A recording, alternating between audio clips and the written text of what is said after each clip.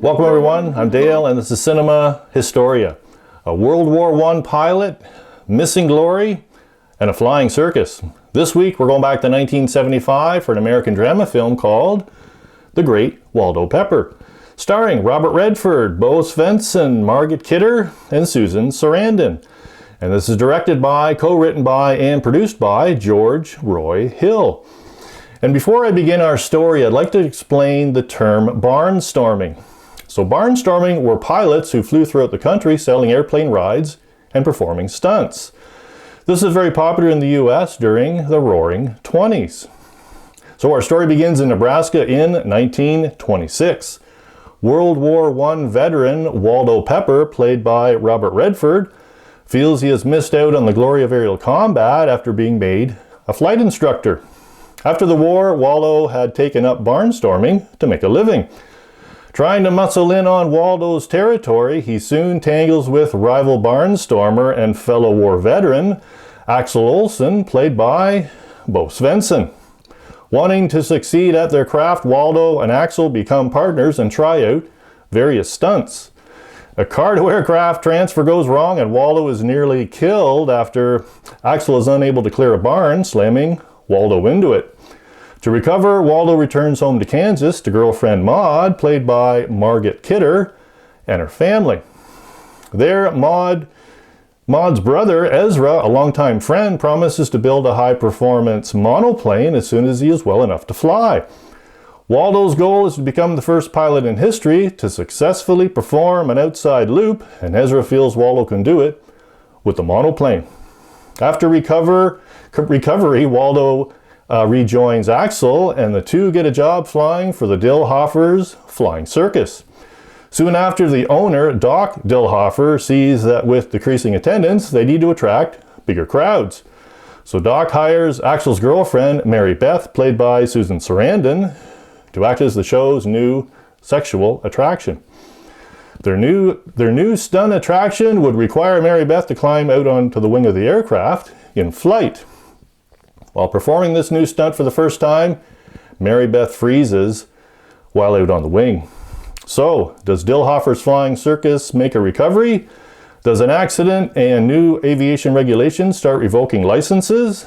And does Waldo Pepper find glory in an outside loop and aerial combat? A thumbs up from the film critic Roger Ebert, stating a film of charm and excitement. It has a good feeling for the period, giving it poignancy and adventure. Film critic Rotten Tomatoes stated, great aerial stunts, good period atmosphere, and compelling story with Robert Redford in good form. The Great Waldo Pepper is well regarded among aviation films, receiving a 4-star rating by film and aviation historian Jack Hardwick. And after Butch Cassidy and the Sundance Kid in 1969 and The Sting in 1973, this was Robert Redford and Joy Roy Hill's third and final film together. Interesting. And our trivia question this week: were there any studio takes of airplane sequences in this film? Were there any studio takes of air sequences in this film? So, a little more history and the answer to our trivia question coming up next.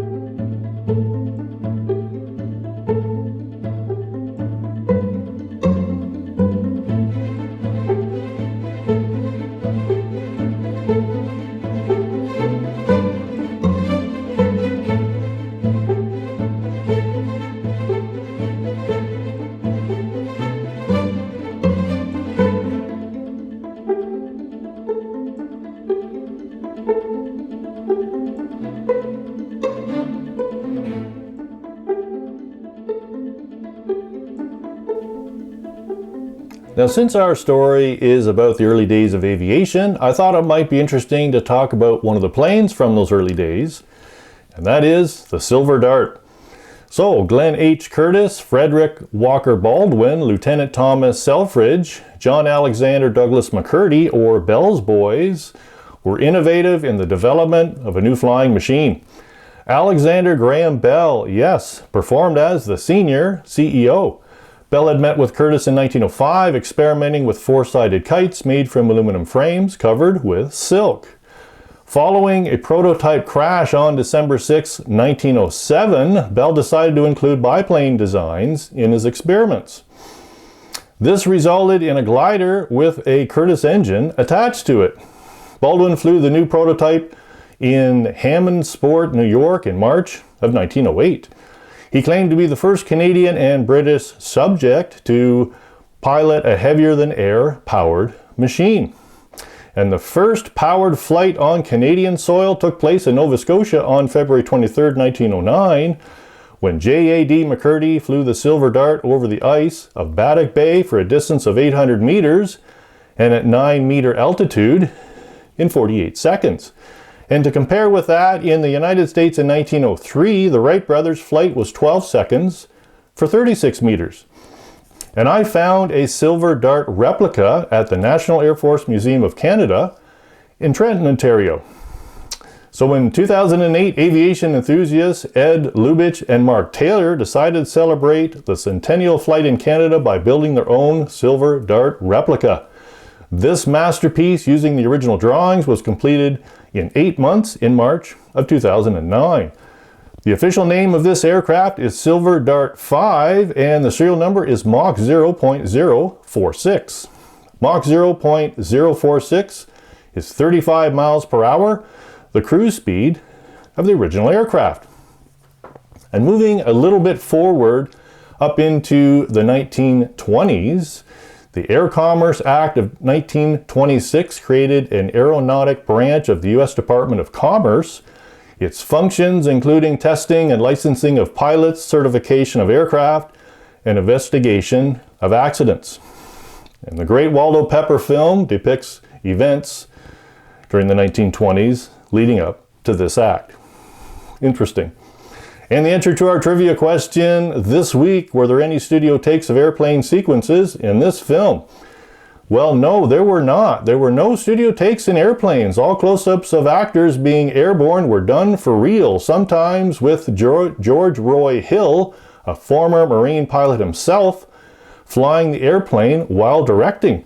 Scenes with Robert Redford and Bo Svensson climbing out on the wing were done without any security harness or parachutes. I guess Robert Redford was in great form. And I have more Robert Redford films if you'd like a review on one. I have a good selection. I'd also like to thank the National Air Force Museum for their help in making this video possible. And I hope for my viewers they enjoyed it. And if you're not subscribed, I hope you enjoyed it well enough to keep my channel in flight and subscribe. Thanks for watching, everyone, and I hope to see you back next week.